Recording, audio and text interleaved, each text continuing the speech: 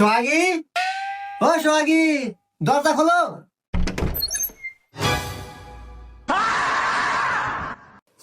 বউ, তোমার হাতে জাটা কে? এই ঝাঁটা দে তোকে ঝাড়ু দমু। আমার ঝাড়ু দিবে, আমার গায়ে তো ময়লা নাই। এই হারাম দাদা, তো কবে থেকে বলতে শীত পড়ে গেছে, আর এই শীত আমি থেকে পারি না, আমার অনেক কষ্ট হয়। এই যে কোনো একটু ব্যবস্থা করবো, তারপর ঘরের মধ্যে ঢুকবো, তার আগে তো ঘরে জায়গা নাই। বউ, তুমি আমাকে আর কতদিন সময় দাও, আমি একটা ব্যবস্থা করবানি।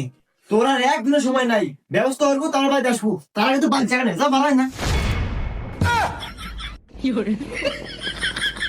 বউ আমাকে গাড় ধাক্কা দিয়ে বাড়ি থেকে বের করে দেয়, এই কথা আমি কাকে গিয়ে বলবো? আসলে মান সম্মানের ব্যাপার।